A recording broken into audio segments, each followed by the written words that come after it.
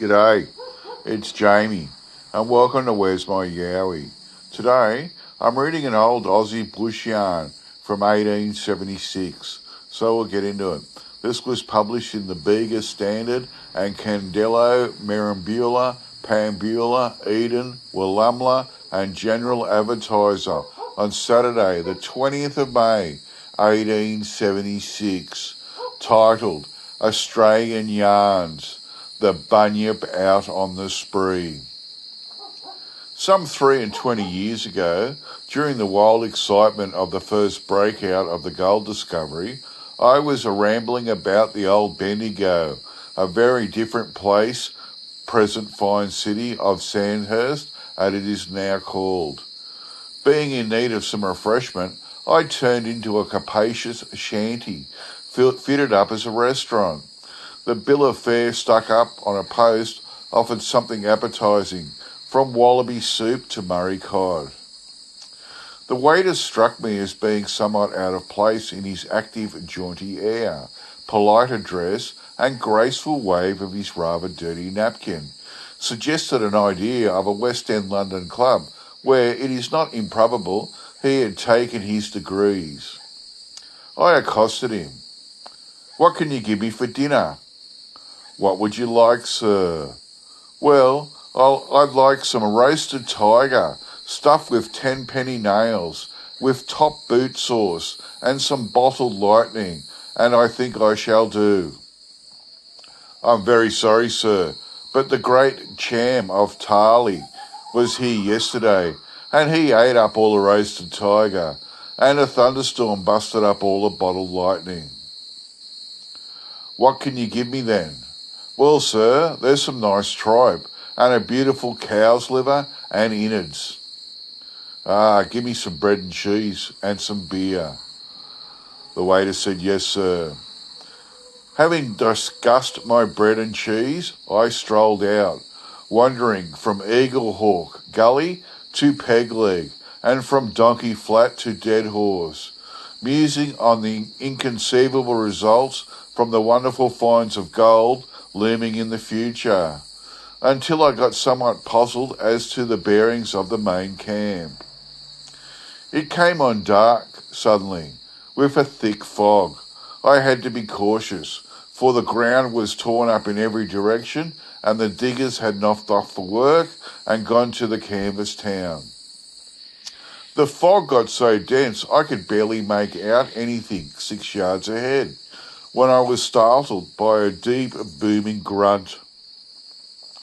Peering through the darkness, I was astounded by seeing some large creature stumbling over the broken ground.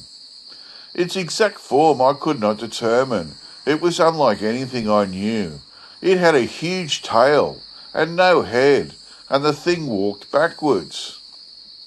Now, I must mention that a mile or two from the camp was a lagoon, or small lake, a pretty place formerly, swarming with wild fowl, but since the gold find was turned into a slimy, clayey sort of batter from the workings of the Cragles and the long toms of the diggers.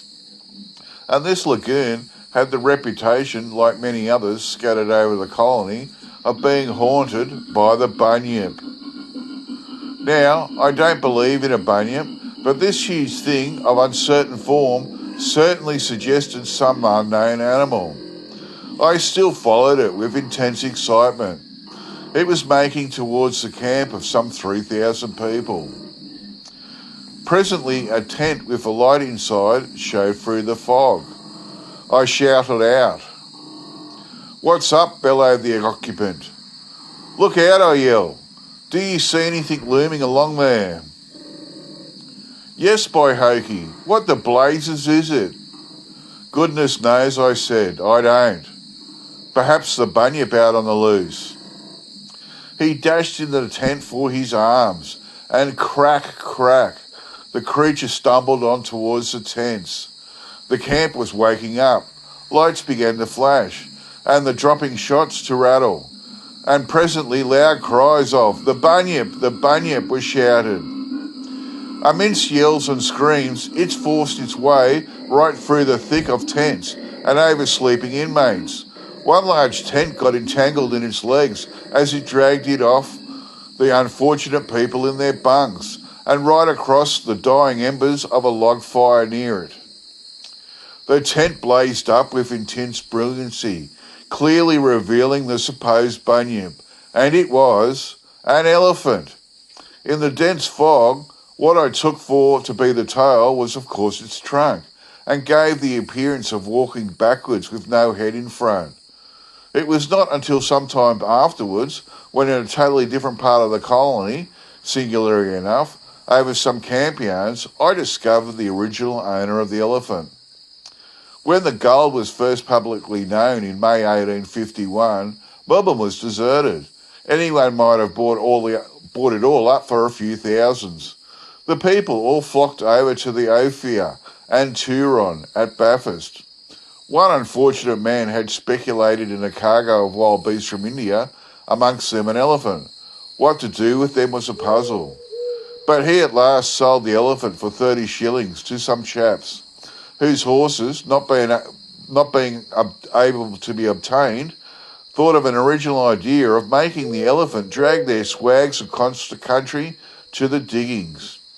This he did, but it was a continual source of trouble to them, for the mischief he did in breaking through gardens and enclosures after green stuff, and he was riddled with shot. Now, on the night he made his tour through the Bendigo camp, he had the tent not taken fire and shown us what it was. Had he got away into the interior, hundreds in the camp would have sworn that they had seen the Bunyip, and so with all the other yarns of the Bunyip.